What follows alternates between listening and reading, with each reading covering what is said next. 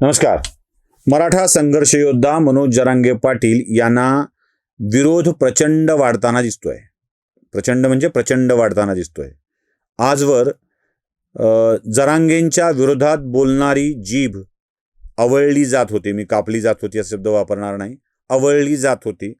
जरांगेंच्या विरोधात उठलेल्या प्रत्येक आवाजाला सामाजिकदृष्ट्या बदनाम केलं जात होतं.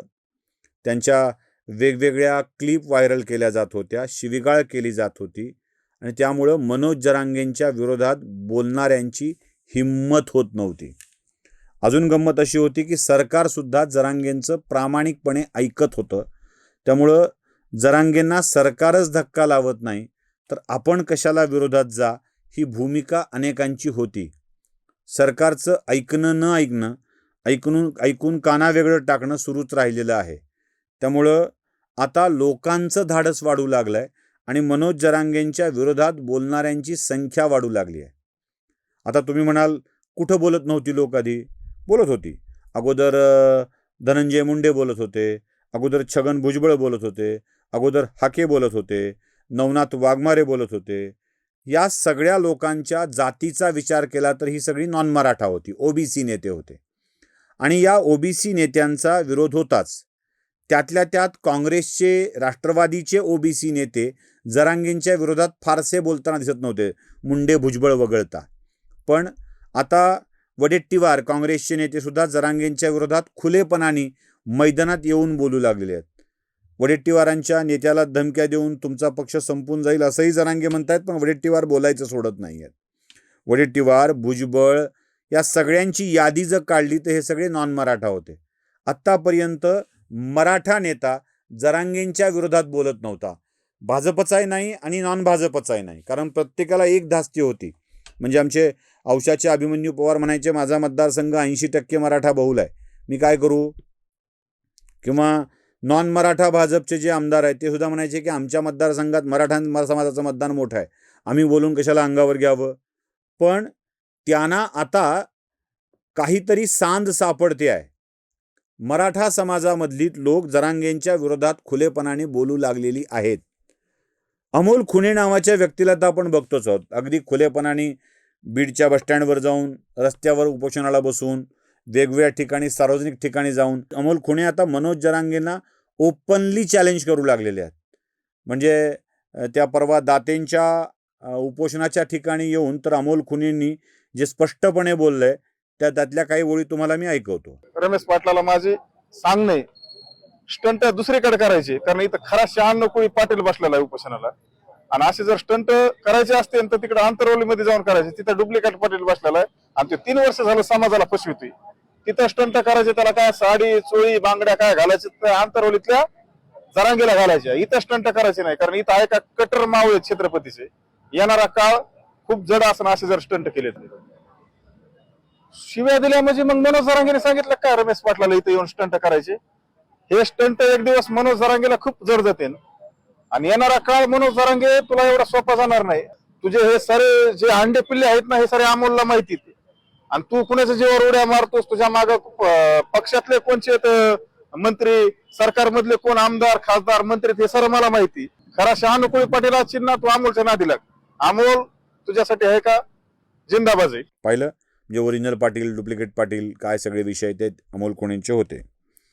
त्यानंतर केदार नावाचे जे मराठा समाजाचे अभ्यासक आहेत ते सुद्धा मनोज जरांगेंच्या विरोधात खुलेपणाने बोलू लागलेले आहेत. केदारांची आत्तापर्यंतची भाषणं पाटील काही चोरून बोलत नाहीत तर मग ओपनली बोलतात आणि घोळ करतात. हे सगळं केदारांनी बोललेलं आहे. केदारांचंही थोडंसं ऐकवतो की सगळ्या मराठ्यांवर आता न्याय होणार नाही. महाराष्ट्रातल्या मराठा समाजाला आपण असं आश्वस्त केलेलं होतं की या GRच्या माध्यमातून जिंकलो रे जिंकलो बाबा म्हणून आपण जे काही आश्वासन दिलं होतं त्या आश्वासनामध्ये काही जरा पोकळपणा आहे, फोलपणा दिसायला लागलेला आहे, मराठा समाजाला दिसायला आहे. आता मलाही शेकडो फोन आलेले आहेत. त्यामुळे मनोज दादांनी ह्या गोष्टीचा पुनर्विचार करून स्पष्ट भूमिका घ्यावी, संविधानिक भूमिका घ्यावी, कायदेशीर भूमिका घ्यावी. मराठा समाजाचा समावेश ओबीसीच्या आरक्षणात करावा ही मागणी त्यांनी ठेवावी. काय कुणबे दाखले रद्द केले, व्हॅलिडिटी रद्द केल्या, मग त्याला बावनकुळे दोषी आहेत आणि त्याला संजय शिरसाट दोषी आहेत अशी म्हणायची वेळ येणार नाही. माझी मनोज दादांना विनंती आहे, आम्ही तुमच्यासोबत ठामपणे होतो, आहेत आणि पुढेही राहू. आता एक दृश्य तुम्हाला दाखवतो जे खूप महत्त्वाचं आहे. या दृश्यानंतर तुम्हाला लक्षात येईल की सामान्य मराठा जनांच्या मध्ये मनोज जरांगेंच्या विषयी असलेली आस्था, विश्वास डळमळीत होत चाललेला आहे. संभाजीनगरमध्येच दाते पाटील नावाचे एक व्यक्ती उपोषणाला बसले आणि त्यांना भेटायला गेले ते रमेश पाटील नावाचे फोन स्पेशालिस्ट ग्रहस्थ. जे वेगवेगळे स्पेशालिस्ट असतात ते फोन स्पेशालिस्ट आहेत. हे कॉल करतात, कॉल उचलला जातो आणि मग ते जे काही तुझ्या आय, तुझ्या माय, ची, चा, चीचे षष्ठीचे विभक्ती प्रत्यय लावून, चाचीचे चे चाची हे षष्ठीचे विभक्ती प्रत्यय आहेत. जो काही मात्रकुळाचा उद्धार करतात, पार्श्वभागाचा उद्धार करतात, गुप्तलिंगांचा उद्धार करतात, ते रमेश पाटील जेव्हा दातेंना भेटायला गेले तेव्हा तिथे काय घडलं ते तुम्हाला बघावं लागेल.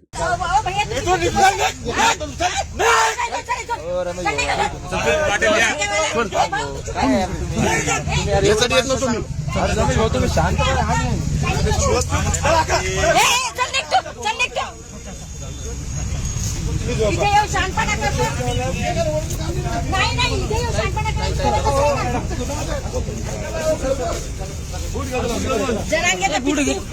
म्हणजे एक महिला सुद्धा रमेश पाटलांना मनोज जरांगेंचा समर्थक म्हणून नाकारत होती. हे एक वेगळं वैशिष्ट्यपूर्ण आहे. आता अभ्यासकांच्या मधली काही लोक, मराठा समाजाच्या मधली पूर्वीपासून लढणारी लोक, म्हणजे आमच्या खंदारे साहेबांचा आवाज आता बुलंद झाला आहे. दाते पाटील त्यात बोलायला लागलेली आहेत. अमोल खुणे तर बोलतोच आहे. विदूर लगाडे, ज्याला यापूर्वी पैठणमध्ये या ग्रहस्थाला लोकांनी काळं फासलं होतं, त्या विदूर लगाडेला दुग्धाभिषेक करून चूक झाली, आम्ही मनोज जरांगेंच्या नादाला लागलोत असं म्हणणारी माणसं सुद्धा होती. म्हणजे ज्याला काळं फासलं त्याच्या अंगावर दूध टाकून त्याची माफी मागण्यात आली. एवढंच नाही तर मनोज जरांगेला विरोध केला म्हणून आणखी एका नेत्याला, म्हणजे डॉक्टर तारक यांना काळं फासण्यात आलं होतं. त्यांच्या घरी जाऊन त्यांनाही माफी मागून त्यांना दुग्धाभिषेक करण्यात आला. मनोज जरांगेंच्या वर बोलल्यानंतर 2 माणसाला काळं फासल्या गेलं आणि त्या दोन्ही माणसांची माफी मागण्यात आली आणि त्यांना दुग्धाभिषेक करण्यात आला. दुग्धाभिषेक हा शब्द मी जाणीवपूर्वक वापरतोय. दूध टाकण्यात आलं अंगावर असं म्हणत नाही. दुग्धाभिषेक करण्यात आला, क्षमा मागण्यात आली. म्हणजे दोघांची क्षमा मागितली गेली. बाकी लोकांना तिथे विरोध स्पष्टपणे करावा वाटतोय. यातच सगळं काही आलं. याचं कारण आहे मनोज जरांगे अभ्यासकांच्या विषयात व्यक्त करत असलेलं मत. मनोज जरांगे अभ्यासकांविषयी वेगवेगळ्या ठिकाणी काय बोलले ते ऐका. विचारतो राव दरबारीला, येईन केलं मा बकरा बळी, हेच सांगत येत. लय छान हो, मास हजार होणे नाही, तेच म्हणतात. मी प्रत्येक वेळेस विचारलं, आता विचारलं ह्या टायमाला सुद्धा, ही SOP आमक तमक बरोबर आहे का? एकदम बेस्ट आहे म्हणलं. तुम्ही उपोषण सोडल्यावर माग होत्या मीडियाचं पुन्हा काढा म्हणलं. उपोषण सोडल्यावर पुन्हा 7-8 दिवसांनी तुम्ही उलटच म्हणता बरं का. त्याच्यापेक्षा मी सोडितच नाही. नाही म्हणलेलं आहे बेस्ट आहे. 1.5 घंटा चर्चा केली म्हणले आम्ही आलेल्या शिष्टमंडळाची. काहीच हरकत आले की ते भेटायला आले, पण मी बोलता म्हणलं बाबा GR व्यवस्थित आहे का बघा, काही दुरुस्त्या करायच्या असल्या सुधारणा करू. ते काय म्हणतात मला, हो आम्ही त्यासाठी चालतो. आता काय करायचं, आमच्याकडे मोठा सनदी अधिकारी गेले, सनदी अधिकारी 10-10:30 गेले सकाळी. मला वाटतं 7:45च्या टायमाला संध्याकाळी माघारी आले. ते म्हणले साहेब म्हणले असा GR होणं नाही, मराठ्यांचं आयुष्याचं कल्याण झालं. छान म्हणलं मग ठेवायचा का? म्हणे बोलायचंच नाही शब्द. माझं साक्षीदार आहे का तेच अभ्यासक 6 त्यातले.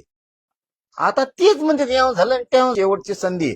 एकच बाजू धरायच्या, तिकडचं ज्ञान इकडं पाजळायचं नाही, सरकारचं ऐकून परत इकडे यायचं म्हणायचं गेलो नाही त्यांच्यात पांगेला नाही खेळ ईद असते टोले. मग पाहिलं म्हणजे आता मनोज जरांगेंचा समाजातून विरोध तीव्र होऊ लागला आहे, वाढू लागला आहे. आणि या विरोधाचं कारण मनोज जरांगे यांची अन्य लोकांच्या विषयी असलेली हीनत्वाची भावना आहे असं त्या लोकांचं म्हणणं आहे. हा जर विरोध वाढत चालला असेल तर कदाचित मनोज जरांगेंना किंवा जरांगे आता करत असलेल्या सगळ्या गोष्टी या सहानुभूतीसाठी आहेत असं म्हणावं लागेल. राज्य सरकार याकडं कसं बघतं मला माहीत नाही. त्यांच्यात खरीच गरज आहे का हे करण्याची त्यांना वाटते का हे मला माहीत नाही. कधी कधी तर असं वाटतं की राज्य सरकारच्या मुख्यमंत्री आणि उपमुख्यमंत्री पुरस्कृतच हे आंदोलन आहे की काय, कारण त्यातूनच मतांची विभागणी होत असते. त्यामुळे जरांगे माणूस नेमका कोणाचे तर ते राज्य सरकारचेच असं वाटायला लागलंय, अशी धारणा आता मराठा समाजाच्या मध्ये होऊ लागलेली आहे. धारणा कितपत खरी आहे, काय आहे, या सगळ्या गोष्टी येणाऱ्या काळात कळतील. समाजाचा होत असलेला विरोध, समाजातील धुरीणांचा होत असलेला विरोध कितपर्यंत चालेल आणि काय होईल पुढे हे येणाऱ्या काळातच कळणार आहे. पण एक गोष्ट मात्र नक्की की आता समाज जरांगेंच्या विरोधात बोलू लागला आहे. नमस्कार.